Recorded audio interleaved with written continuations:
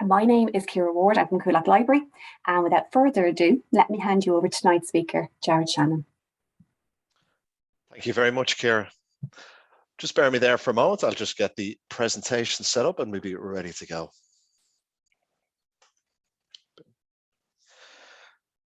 From 1916 until his death in August 1940, Seán Russell devoted nearly his entire adult life to the cause of militant Irish republicanism and was a major figure in the IRA, both during what we call the Irish Revolutionary period and the 2 decades after. The current statue in Fairview Park of Russell continues to be a major site of pilgrimage for Republican commemoration and a flashpoint for controversy. The reference, or rather question I pose in my title here, comes from a quote and a profile of Russell published in a 1951 edition of the Republican periodical The United Irishman, which proclaimed Russell was nothing less than, quote, a worthy successor to Tone and Casement. To be clear, this is not a view I share, hence the question mark in the title. Over the course of the next hour, I hope to give you an understanding as to why Russell occupies such a place in the pantheon of Irish Republican icons. In mid-2020, as protests in support of Black Lives Matter swept through much of the Western world, in these same countries, much debate played out in the public and media spheres over controversial statues in public spaces. In Ireland, one such debate involved the statue of Seán Russell in Dublin's Fairview Park. The most notable intervention was when then Taoiseach Leo Varadkar even publicly called for the statue's removal, as seen here. But controversy over a statue of Russell is nothing new. As seen here, the initial statue put up in 1951 has through the decades seen arms and hands removed and even been decapitated. The more recent statue erected in 2009 to replace this damaged original has also been the focus of vandalized attacks, as seen here. And the original statue actually has a very interesting fate, which I'll reveal at the end of the talk. The chief controversy over Russell relates to his clandestine travels to Berlin in 1940 to meet with representatives of the Nazi government in order to secure arms for the IRA, of which he was then Chief of Staff. This episode near the end of Russell's life is important, but it does not help us to understand who he was, or indeed why Irish Republicans in the 1950s felt him above many others was then deserving of a statue. Was he truly, as others allege, a Nazi sympathiser? Is it right to refer to him as a Nazi collaborator? What made him, to his admirers, again in the view of that article in 1951, a worthy successor to Tone and Casement? And there are, as I've found in my ongoing research into his life, considerable challenges and obstacles to anyone who wishes to explore him. There is no personal Seán Russell archive in any of the existing institutions. Russell left behind no memoirs or polemic tracts to explain his ideology or the reasoning behind any of his decisions. Though a veteran of the earlier 1916 to 23 period, given he did not recognise the Free State, he did not give a witness statement to the Bureau of Military History or apply for a military pension that may have contextualised some of his actions from the decade that encompasses the revolutionary period. So as much as we can determine from the existing material, such as articles or accounts by others, who was Seán Russell? Now, we were fortunate in that both birth and census records help us to pin down the basic details of his early life. Russell was born John Russell on the 13th of October 1893 at 41 Lower Buckingham Street in inner city Dublin. He was the youngest among 3 sons and 4 daughters of his father James, a clerk, and his mother Mary. A relative of Russell's has indicated to me Seán may have been radicalised due to growing up in the poor conditions of the tenements during his formative years. The 1911 census identifies Russell at age 17 working as a draper's assistant. By then, the Russell family was residing at 76 North Strand in the Mountjoy area of Dublin. Later newspaper articles and state records during the years of Seán's IRA activities would place his own residence at 68 North Strand, though it has been suggested to me that this is in fact the same North Strand residence referred to earlier due to street renumbering. A series of articles on Russell's life published in 1951 for the English tabloids Reynolds News and written by an IRA veteran called Dermot Brennan do much to illuminate key details of his life. Brennan makes mention of Russell attending the Christian Brothers School on North Richmond Street. Seán apparently told his father James he wished to join the Cistercians monastery of Mount Melleray at the base of the Knockmill Down Mountains. James Russell was apparently reluctant for his son to adopt such a lifestyle. Hence, Seán later became a draper's assistant on North Earl Street, his first employment. Seán, however, became unsatisfied in the job and left it to become a shop fitter. Brennan alleges this job allowed Russell to get a feel for tools and handling machinery, skills he would later put to good use as the IRA Director of Munitions. Swept up in the tide of nationalist fervour, typical of those of his age in this period, and likely when he first started going by Seán, Russell joined the Volunteers in 1914 and went with the Owen MacNeill-led faction on the split from the Redmondite National Volunteers. The Bureau of Military History witness statement of a man called Liam Daly is in fact an entire biography of Russell in the years from the rising to the Civil War. Daly's affection for Russell, whom he knew in E Company of the 2nd Battalion of the Dublin Brigade, is quite notable, and there's a quote from it there on the left. As you can see, he summed Russell up as, quote, the only Irishman that was incorruptible, and may his memory be as such as to induce his virtue and Irishmen to come. Russell was a member of his local E Company of the 2nd Battalion Dublin Brigade of the Irish Volunteers, which he had a close kinship with. Daly recalled first meeting Russell in January 1916. Daly was struck by how, even at this early stage, without military training, Seán infused a high standard of efficiency in the small group. Already at this early juncture in his revolutionary activities, Russell was proving to be a natural leader. Nor was Russell to be found wanting in actual combat. At the outset of fighting during the insurrection of Easter week 1916, after seeing some initial fighting in East Wall, Russell and other members of E Company took up positions on O'Connell Street. Russell was appointed second in command to Oscar Traynor and was instructed by James Connolly. This group of rebels took over the Metropole Hotel on O'Connell Street. By Friday, with the Metropole Hotel engulfed in flames, Russell delivered to Traynor a message for the group to evacuate the block. And after some confusion over the course of several hours, Traynor led his men to follow the rest of the GPO garrison into the Moore Street terrace. Traynor later said of Russell, during the terrible experience for the citizen soldiers of the intensive shelling and eventual burning out of our position, he was an inspiration to all. Liam Daly noted in Frank Gogh that Russell tended to keep aloof from his fellow prisoners, only associating with those with whom he fought in Easter week. Like most internees, Russell was released by Christmas 1916. On his return to Ireland, Russell rejoined the reformed E Company 2nd Battalion. Dick McKee, the head of the Dublin Brigade, appointed Russell as captain of the reformed company, and he was the unanimous choice of the company members. Daly claimed from that day on, the morale and efficiency of E Company became a byword, not only of the Dublin Brigade, but also IRA GHQ. Such was Russell's dedication to the company, ensuring regular field training, drill and manoeuvres that ensured his later promotion to OC of the 2nd Battalion Dublin Brigade. Daly recalled how despite this, Russell still kept a fatherly eye in his old E Company throughout the years of conflict to follow. As the War of Independence gathered momentum through 1920, in May that year, Russell succeeded Frank Henderson as commander of the 2nd Battalion Dublin Brigade, a position he held until the following November, when he was promoted to Director of Munitions on the IRA GHQ staff. Russell was given a central role in the planning of the IRA operations on Bloody Sunday, the 21st November 1920, in which dozens of British agents identified by IRA intelligence were to be assassinated in various locations around the city that morning. The task assigned to Russell was to select the units of IRA men to carry out the execution of the alleged British agents, 12 operations in all. 5 of these operations included men from Russell's own 2nd Battalion, joined by members of Michael Collins' squad and IRA GHQ intelligence on specific operations. The units at each location would include men who would enter the target's house and carry out the shooting, those in holding positions providing security outside, and members of Cumann na mBan who were also in place nearby to clandestinely remove weapons and ammunition after the jobs were done.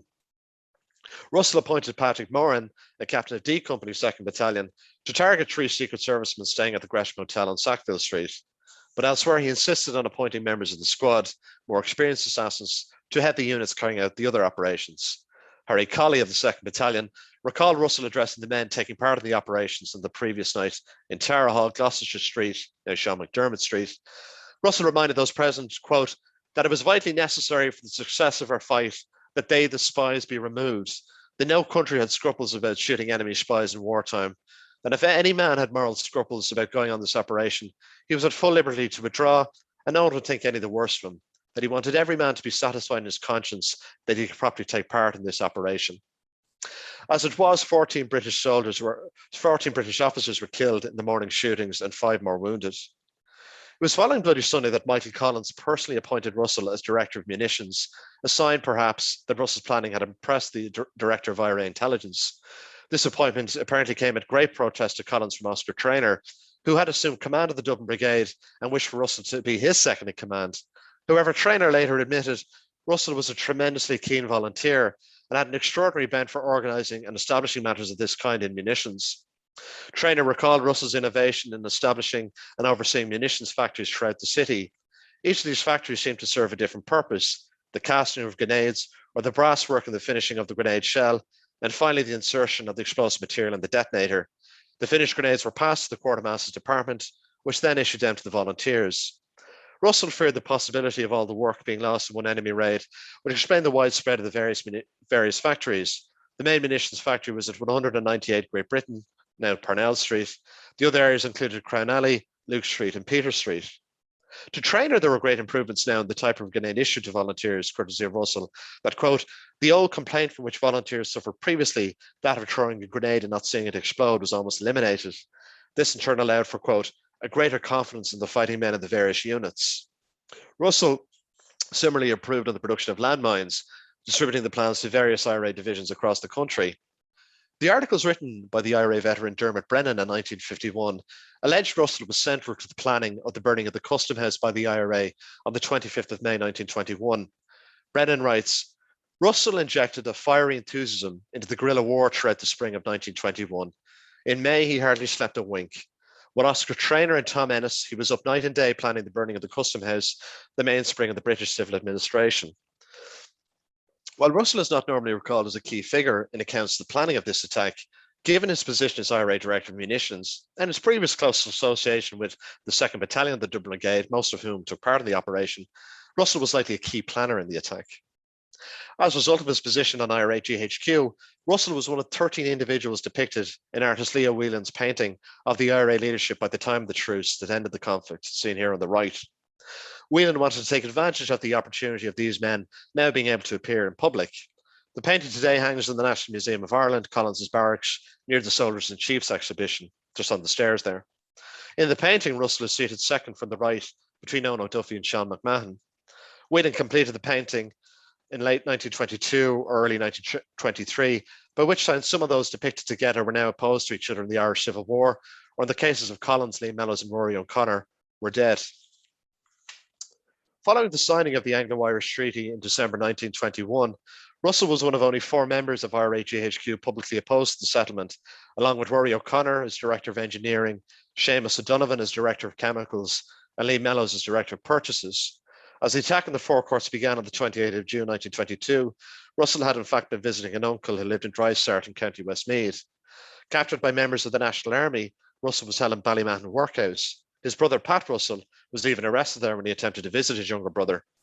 With the aid of a friend who was one of the guards at the site, Russell, his brother Pat, and 2 others managed to escape.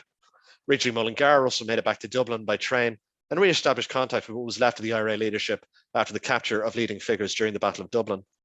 Ernie O'Malley of the IRA's Eastern Command was delighted to report to the IRA Chief-of-Staff Liam Lynch of Russell's escape, saying, he is a godsend, and I expect that we shall have some return from this branch. Subsequently, Russell was to resume his role of attempting to run bomb-making factories in Dublin, along with Seamus O'Donovan, the IRA's Director of Chemicals. Recalling an inspection of the Dublin munitions centres in this period, Joe O'Connor of the Dublin Brigade conveyed, quote, the highest praise to Seán Russell for his energy and overcoming great difficulties and for the quality and number of grenades he produced. If only half his energy and enthusiasm had been shown by other officers, the Republican Army might still have won the war. Whatever his limited resources, Ernie O'Malley nonetheless recognised Russell's value and appointed him as Adjutant General for the IRA's Eastern Command. As a result, Russell, within Dublin, like the rest of O'Malley and his staff, was frequently on the move throughout the capital. Liam Daly recalled Russell's tendency for disguise as he moved throughout the city at this time, with his hair dyed and carrying a pipe, which ensured he could evade arrest. Russell, according to Daly, was a good living fellow, a non-smoker and non-drinker. Moss Toomey later amusingly claimed that a police sergeant advised him to tell Russell to desist with his tendency for this particular disguise as, quote, it did not suit him. Something of the persistent difficulties for Russell in this period can be seen in the communication to O'Malley in late October. Russell referred to a raid on a premises in Gardner Street, quote, as a result, 3 of the munitions staff were arrested and our machinery taken away. Russell assured O'Malley that although the loss of the shop and staff was a great shock to this department, we can still carry on. On November the 23rd, 1922, Russell was arrested at a residence in Clontarf and imprisoned in Mountjoy Jail. His arrest was announced in an official press release from the National Army GHQ the following day. He was to remain a prisoner of the Free State until well after the conflict ended in May 1923 with the dump arms order by the anti-treaty IRA Chief-of-Staff Frank Aiken. For hundreds of Republicans, the conflict was to continue in the Free State jails with hunger strikes and protests at their continued imprisonment. By the time the protest was abandoned, with 3 anti-treaty IRA volunteers dead, Russell himself had endured 41 days on hunger strike. He was among the last group of anti-treaty IRA officers released from the Curragh on the 7th of July 1924. In his memoir of the conflict, Ernie O'Malley recalled he and Russell being released and boarding a train at Kildare station with other senior IRA officers. Arriving in Kingsbridge, O'Malley recalled the group parting ways to, quote, take up the treads of inscrutable destiny, some to begin life all over again. The decade of the 1920s was to see Russell central to the convulsions engulfing the IRA into a dramatically changed political climate within the jurisdiction of the Irish Free State. From 1924 onward, much debate and discussion in the wider Republican movement centred on the political direction for Republicans following their defeat in the Civil War.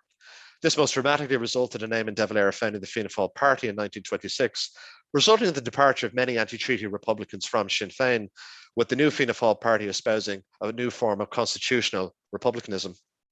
The dwindling IRA, nonetheless, was to maintain an association with Fianna Fáil through much of this decade, even into the early years of the latter assuming power in 1932, that this was to prove a turbulent, not entirely comfortable or close relationship.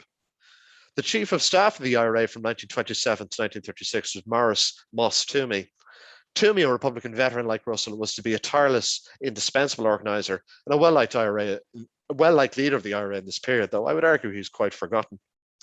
It was nonetheless an unenviable role for Toomey, as the IRA now faced diminished military prospects, dwindling membership, not to mention repression and imprisonment by both the Northern and Free State security forces. Russell himself was put on trial in November 1925, following a raid in his North Strand residence by the authorities in the discovery of important IRA documents. He subsequently took part in a dramatic escape from Mountjoy Jail, along with other imprisoned IRA figures that year.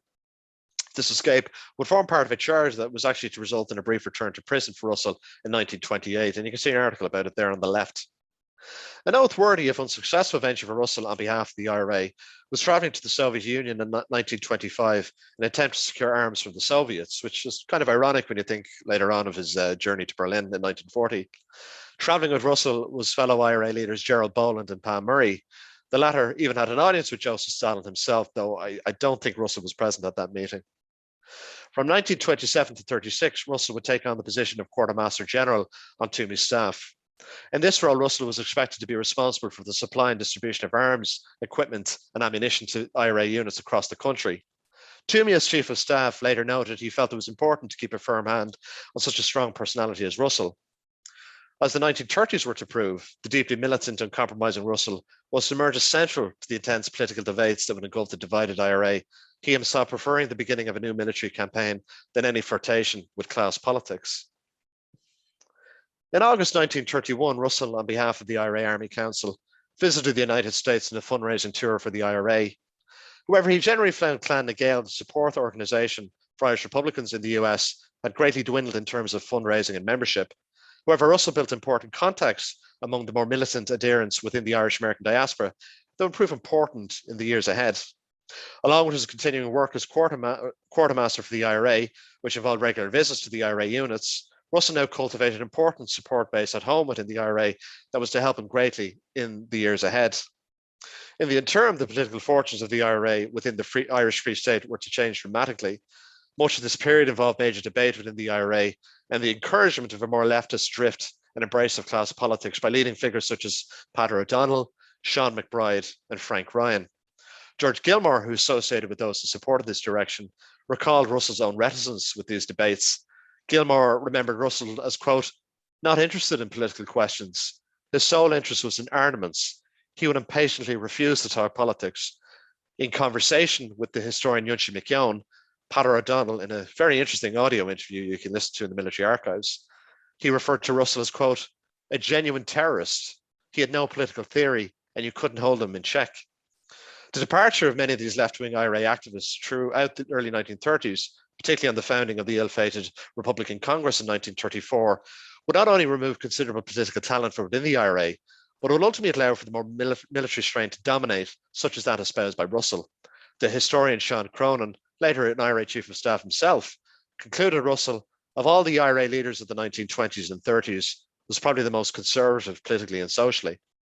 These debates within the IRA took place against the backdrop of Fianna Fáil, led by De Valera, at last winning a majority in the 1932 election in the jurisdiction of the Irish Free State, along with a further election win in 1933, which cemented De Valera's popularity with the Republican constituency. De Valera was keen for the IRA to leave the stage and recognised his government's mandate as reflective of widespread support for this new Republican form of constitutionalism and his electoral promise to dismantle aspects of the Anglo-Irish Treaty. Despite seeing the ban on the organisation being lifted by this incumbent government and Republican prisoners freed, the leadership of the IRA was to find this new political dispensation increasingly challenging. An insight into Russell's political thinking in terms of the primacy of military action is reflected in a narration by Russell at an Easter commemoration taking place at Drumbow Castle in April 1933, the site of the execution of 4 anti-treaty IRA volunteers during the Civil War. And it's worth noting Russell was a popular speaker at such events of these years. You can see an example there at the Bodenstown commemoration on the left that took place in 1932. At this Drumbow commemoration in 1933, Russell referred to the current political setup. He referred to how, quote, all our national weaknesses are due to short-sightedness, to our proneness to stray away into bypaths where our true national vision becomes obscured. Russell noted how our moral right to arm, to equip to defend our nation by arms is questioned. He pointed out to those gathered, you have a national obligation and a moral right to fight for your national rights, your country's freedom. Russell dismissed Fianna Fáil's efforts thus far, referring to their entry into the Leinster House Parliament in 1927 as a desertion of the Republic. The gradual dismantling of the treaty, he referred to how, instead of scrapping the treaty, Fianna Fáil offer you a popularised treaty. Russell, in a letter to the Irish Times, would later write of a 2-hour meeting he had in government buildings with De Valera in 1934, when De Valera was president of the Executive Council. De Valera had requested Russell's presence as a member of the IRA leadership. Russell claimed De Valera pushed for unity between the IRA and Fianna Fáil, provided the IRA surrendered its arms to the government and ceased all military drilling. When Russell dismissed the ideas as impractical, he instead suggested cooperation from the IRA, provided De Valera, quote, put the issue of the Republic before the people at the next general election and support it, or declare the Republic within a reasonable time. De Valera and Russell's count quickly dismissed the idea and brought the meeting to a close. Russell would emerge as the chief proponent of a new IRA bombing campaign in England. Similar to earlier Republican efforts in the 1880s and 1920, given his frequent contact with IRA units as quartermaster, Russell gained a loyal group of followers whom the idea of renewed military action against the old enemy greatly appealed. A key relationship for Russell outside Ireland was his association with Joseph McGarrity, the Philadelphia-based leader of Clan na Gael. You can actually see McGarrity sitting behind Russell there on the picture, in the picture on the right. Given the constitutional drift of Fianna Fáil, McGarrity, who was formerly an ally of De Valera during his trip to the US in 1919-20, had grown distant from Dev and little appreciated and understood Fianna Fáil's electoral success.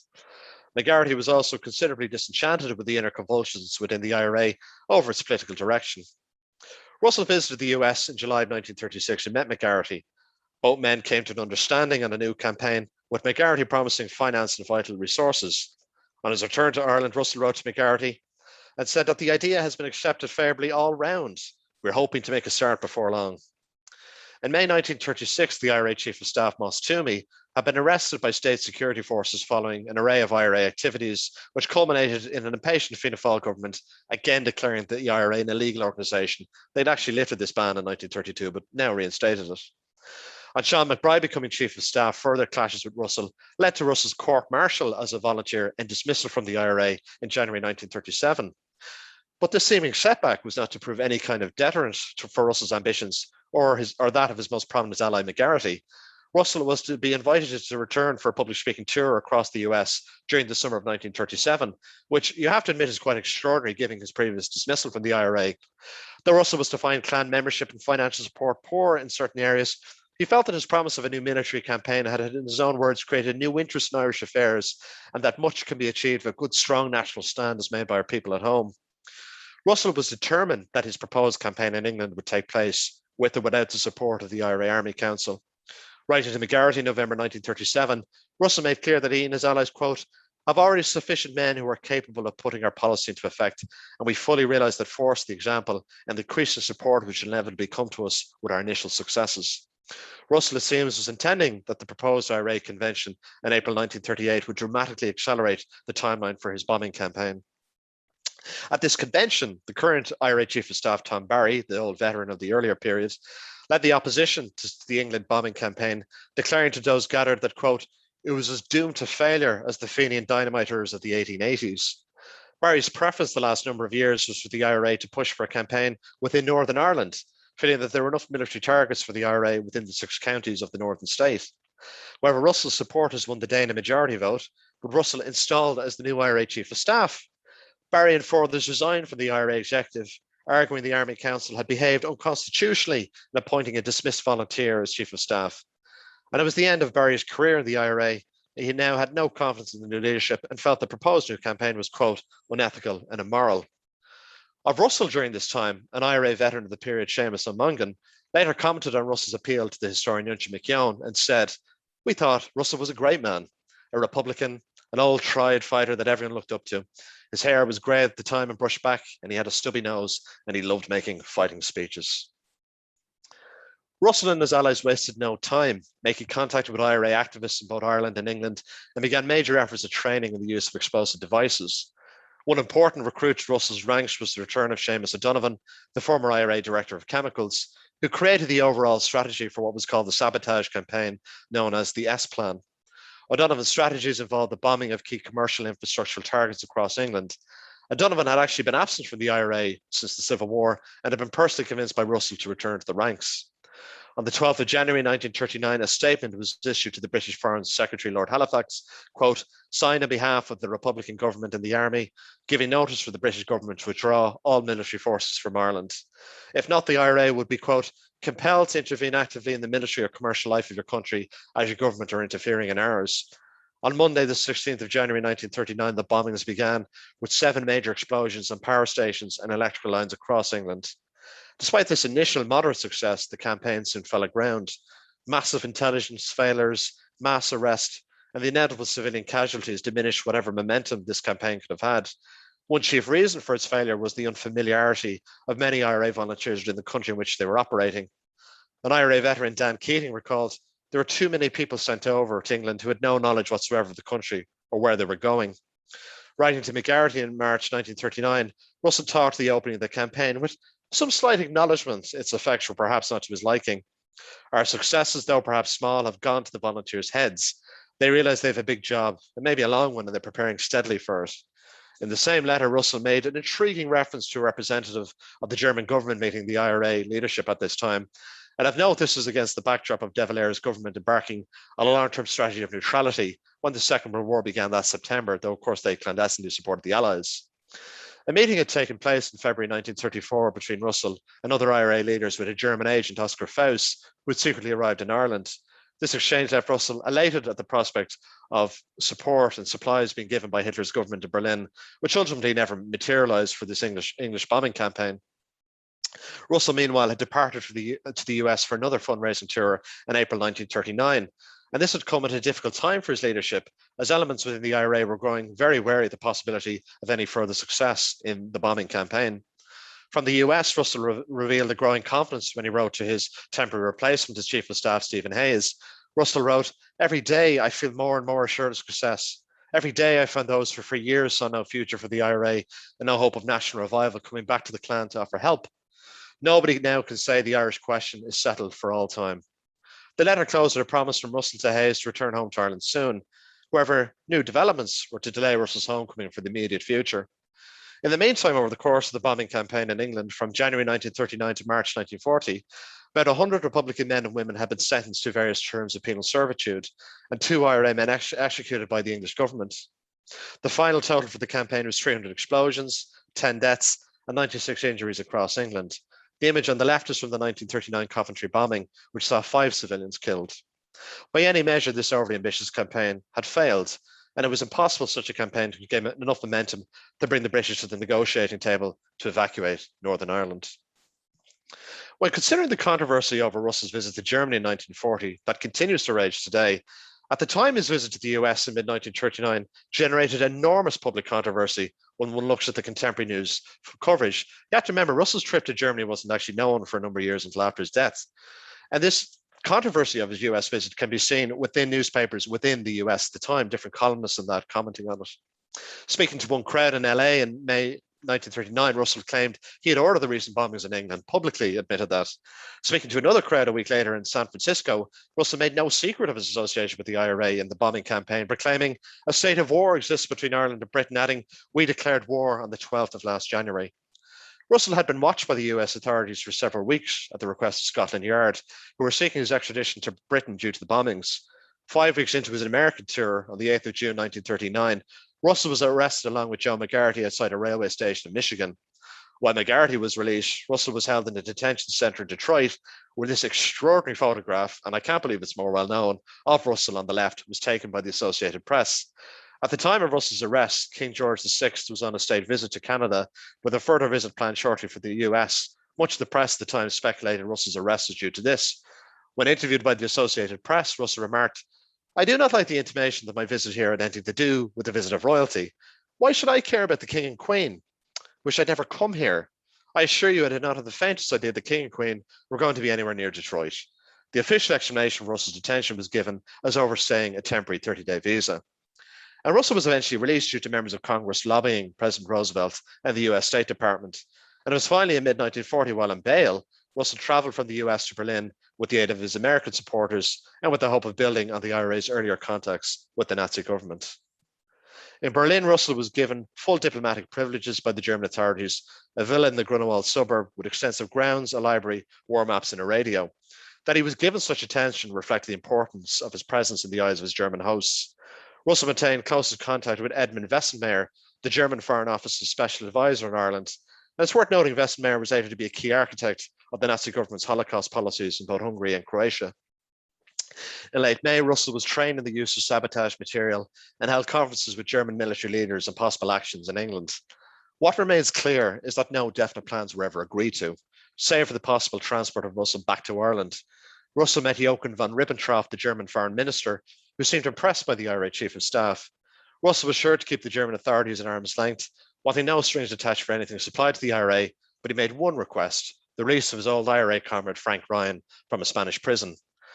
Ryan had been held in Burgos prison following his role in the Irish Brigade, who fought with Spanish Republicans against the forces of General Franco in the recent Spanish Civil War.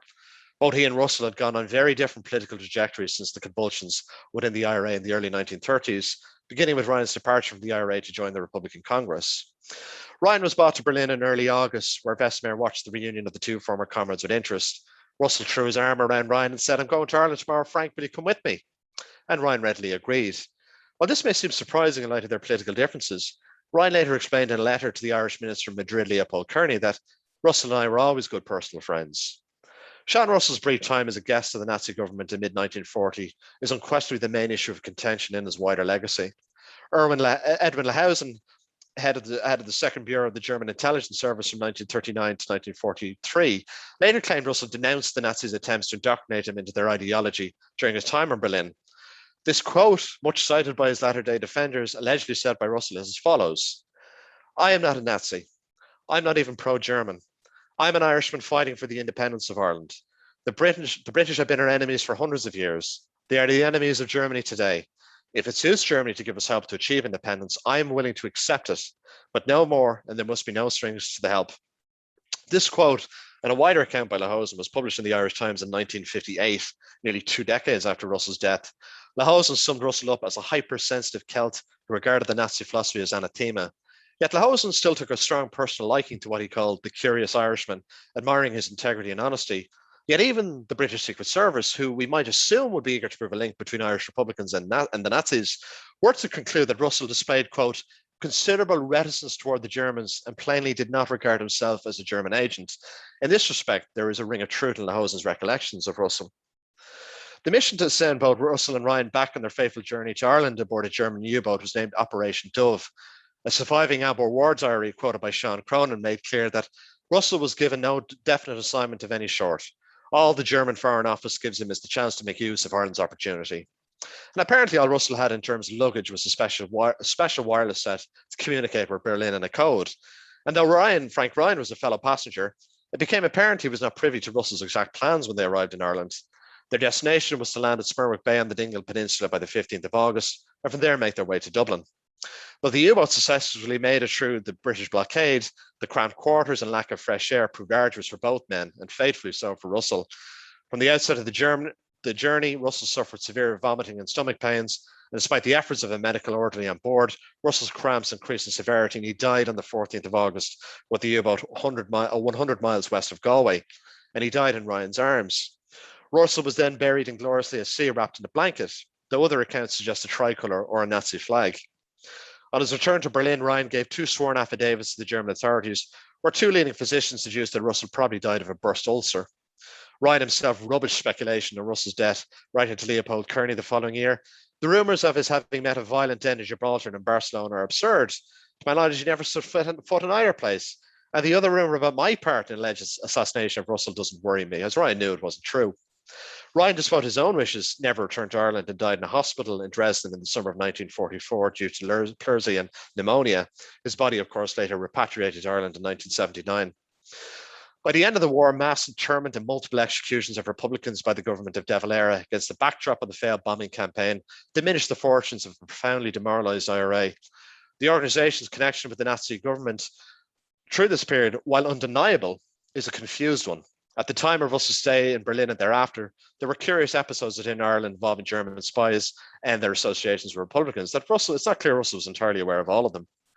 The full story of the Nazi government's involvement with the IRA during the Second World War is beyond the context of this talk, but I will briefly summarise. In Russell's absence in the early 1940s, his replacement as Chief of Staff, Stephen Hayes, sanctioned a strategy called Plan Kathleen, a plan for the invasion of Northern Ireland by Nazi Germany to be assisted by the IRA. A failed northern campaign by the IRA in 1942 also received little support or aid from Germany, so Germany clearly didn't think much of this Plan Kathleen.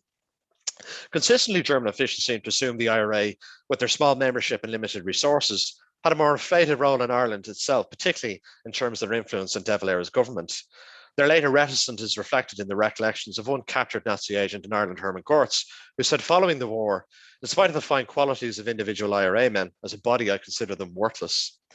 While one can accept Russell was not sympathetic to Nazism or a fascist, and one could even accept all the IRA really wanted from Germany was arms, one cannot regard the IRA's alliance with the Nazi elements as a mutual relationship of equals. It wasn't.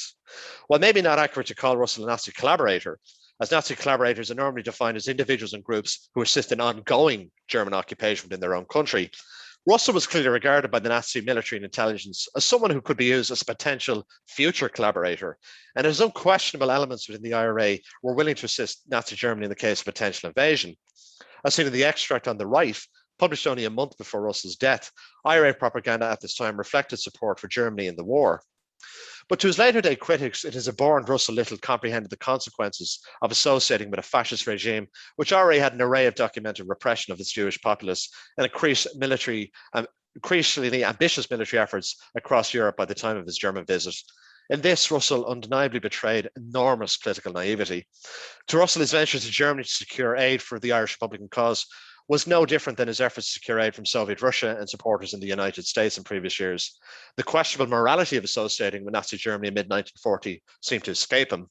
Russell adhered to the typical Republican belief of England's difficulty is Ireland's opportunity, and for elements within Irish republicanism at this time, Britain's defeat by Germany in this global conflict was a strong possibility.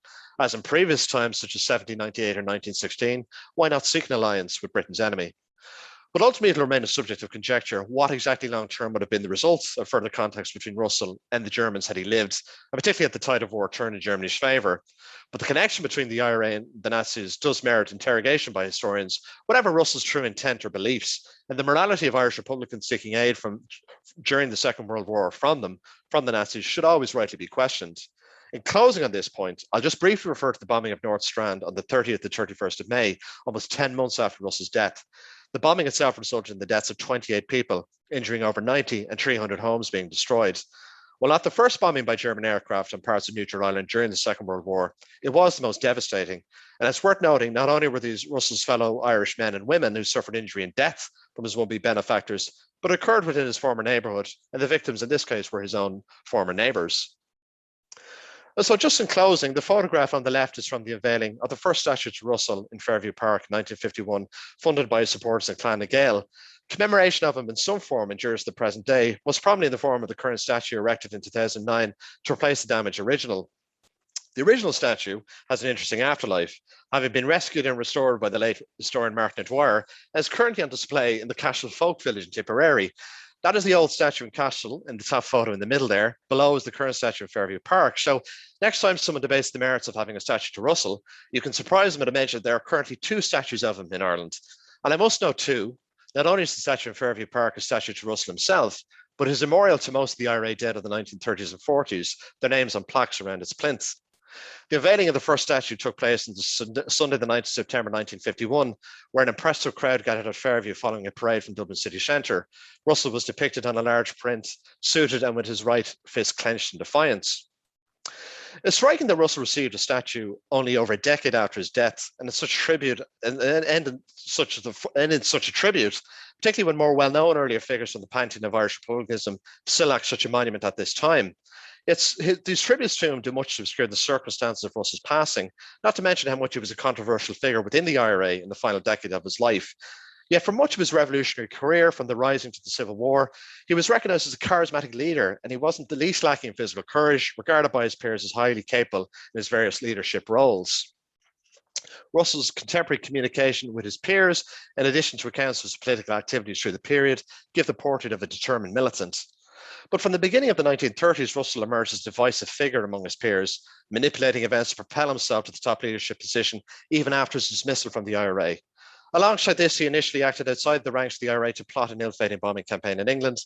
And whatever the disastrous outcome of the bombing campaign, military failure would little diminish the consistent nature of Republican commemoration of him.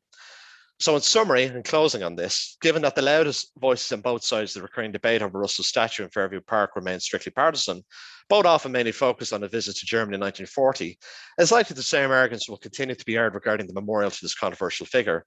As the debate endures, what remains consistent throughout most contributions is little attempt at recognising the complexities and ambiguities in the character of Seán Russell, not to mention within the wider Irish Republican movement in this period. In his study Defending Ireland, the historian Ewan O'Halpin has noted, Seán Russell was a professional revolutionary of an intensity, commitment, and endurance unusual even within the Republican movement. In addition, the historian Ewan McKeown, himself a Republican veteran, has argued that central to understanding Russell's appeal in republicanism was that he gave the IRA a real focus lacking since the Civil War, which is borne out in the interviews McKeown conducted with veterans in this period. When considering those observations of Russell, it is likely an admiration for him within the Irish Republican tradition will always endure.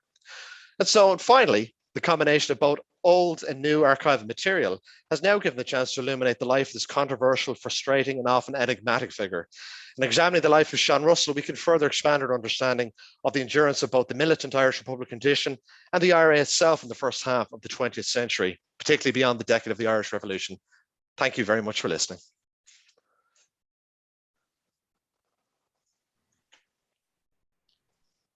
That's great, Jared. Thank you so much. I know you packed so much in there. Thank you very much, Ciara. So I just want to invite people to ask questions now. There's a Q&A box at the bottom of the screen. So if you want to pop your questions in there, and I can pass them on to you. I know at the beginning, Jared, you're saying because you could talk a lot more on this, yeah, that maybe for a lot longer. We've only got an hour here, well, even less than an hour here tonight. Yeah. So I'm just wondering, is there anything that you had to cut out that you really, would have liked to put in or you want to mention now? Yeah, well, like, I mean, I think I've been asked this before about Russell. I mean, like, really, you could take any decade of his life that I talked about there, the revolutionary period, the 20s and 30s, like, so much packed in there. I mean, I find the story of how he became the chief of staff and oversaw the bombing campaign, you could pack so much into that. Mm-hmm. Like, there's one interesting aspect of his legacy from that period that's endured. Before the bombing campaign began in 1939, he approached members of the Second Dáil. Now, this is the Second Dáil that, 1921 and that, but there was members of that Dáil who felt the Second Dáil had never been dissolved. Like, so you had figures like Count Plunkett and Mary McSweeney who felt that this Second Dáil still existed and they were the legitimate government of the Irish Republic, even at this point in the late 1930s. Mm. And Russell convinced them to hand over their legitimacy to the IRA Army Council in 1939. They all signed a statement, these 7 surviving deputies, and they handed it over to Russell. So using this, the IRA Army Council, in their view, could claim to be the army and the government of the Irish Republic. And that carried through into the Republican ideology. There's like debates over this in 1969 with the split between the provosts and the officials. and then with the split with the Provos and what became the Continuity IRA in 1986. But that is a result of Russell making that decision to hand over what's called Republican legitimacy in 1939. So it's a very interesting aspect of his legacy that he's not often noted for bringing to republicanism that endured to the latter half of the 20th century. Okay, there's one question's come in here now. Yeah. Thanks for that. Is there any evidence that Russell researched Casement's previous mission to Germany to learn that, to learn from that experience or the failures made previously, or sought out those whom Casement had contact with? And also say thank you very much for engaging talk as well. That's a very interesting question. I haven't seen no direct evidence of that Russell would have looked into that closely. He would have been aware of it. He would have been aware of Irish Republicans seeking aid from, foreign enemies of Britain. I mean, like within his lifetime, the IRB sought aid from Germany, in the years leading to 1916. I don't think he looked at the failures of Casement closely in that regard. No. I mean, it's funny that like the 1951 profile of him in the United Irishman, there was an article about the statue and the profile of him that they referred to him as a worthy successor to Tone and Casement. And I remember thinking, God, that's a high praise from, republicanism there. But then I kind of thought like maybe it is appropriate in some way to refer to him as that, because maybe you could argue Tone was a bit more successful in 1798 with the French, but like Casement failed, and obviously Russell failed in 1940 to really get much out of the German government. So in that respect, he followed Casement's methodology and he didn't succeed himself. Mm-hmm. Okay. Pat asked the question, can you speak about his views on the Spanish Civil War? Spanish Civil War, I've seen no direct reference or mention as to what Russell thought of that. I mean, it's very interesting. He maintained very friendly relations with Frank Ryan. I could nearly have done a whole presentation on Ryan himself. Like, there's so many fascinating figures of the period. There's many great biographies written by Ryan. Like Ryan to Leopold Kearney, when a lot of the information we have about Russell's visits, it comes from Ryan's letters to Leopold Kearney, who was the Irish minister, or what we call the Irish ambassador to Spain at the time. And it's very striking that Russell didn't seem to have any disregard for Ryan when he met him, kind of building on the earlier comradeship within the IRA. So I think, to be honest, Russell had no real particular sharp opinion of it. The IRA at the time were not the ones who went to fight in the Spanish Civil War. It was often former Republicans or people who left the IRA to do that. Historians who interrogated that period quite a lot will have a better answer there. But no, I've seen no direct evidence Russell ever commented on the activity of Republicans in Spain at that time. Okay. So somebody else asked, does Mr. Shannon have any published materials that are readily available, and does he have any recommendations of books on Russell? Yeah, I've written 2 articles on Russell for the Irish Story, and I have a podcast which is very similar to a lot of the material in this talk and those articles. Of kind of publications on Russell, there is no real publication on Russell, but there are publications on the IRA in this period. There's a brilliant book by Dr. Brian Handley, based on his PhD, called The IRA 1926 to 1936. It looks at the IRA Chief-of-Staff Moss Toomey's tenure, and Russell is mentioned a lot in that. There's other brilliant studies of republicanism. J. Bower Bell's classic, The Secret Army. It looks at the IRA in that period quite a lot. There's frequent references to Russell in that. And if you just look at different studies of Fianna Fáil to the 20s and 30s, there's references to Russell there. The IRA documentary history by Brian Handley, again, there's references to Russell in that, and the IRA in the period. More kind of, I would look at general studies at the IRA and Irish politics in the period, and you'll find frequent mention of Russell there. There's biographies of Frank Ryan by Sean Cronin and Fergal McGarry. Russell features prominently in them. It's really just kind of looking at, biographies of other figures and kind of summary of events at that time. You'll find frequent mention of Russell. And there's different kind of, if you look at Republican periodicals, I mentioned the 1951 edition of the United Irishman, which refers to Russell's commemoration. You'll see a reference to that in my article. You can find it. If you look through my citations in my Russell articles for the Irish Story, you'll see, suggestions of different books and texts and pamphlets. That should help you there if you want to know more about Russell and the IRA in the period. That's great. Yeah. And what about any of your own? Oh, any of my own? Yeah, I have a book coming up next year, published by Merriam Press, on the life of the IRA Chief of Staff, Liam Lynch. I don't know why I'm drawn to IRA Chiefs of Staff. I seem to be, but that's coming out next year. That'll be published off the autumn next year, just in time for the Civil War centenary. So that was my main project last year, and Seán Russell's what I did during lockdown. So yeah, I think people are looking and seeing I've a typical research paths. So that'll be your talk next year. Yeah, definitely. I hope so. Yeah, I'd love to do that. We'll have you back. We'll have you back for that for sure. Mm. Just another person has asked, did you say that Russell left directly to Berlin from the US? Yes, there's actually great thing to recommend in talking about books. Yunshi McKeown's book, Survivors, and Yunshi McKeown's book, The IRA in the Twilight Years. They're both free PDFs on the Irish Military Archives website because they have McKeown's audio interviews with IRA veterans. There's a bit in Survivors from one particular veteran that details how they got Russell from the US to Germany. It would have been done by certain supporters who had contacts with Berlin. They kind of secretly, I think Russell went on a transport ship. He was disguised as a sailor, and he wasn't a great person on boats, like, as unfortunately is how he ended up, like on the German U-boat. But yeah, there's a detailed account in Yoshi McKeown Survivors how Russell got from the US to Berlin with the aid of his supporters. That's fantastic. Thanks very much. That's great. Yeah. We've no more questions coming in now. So if anybody can think of anything else they want to pop in the box.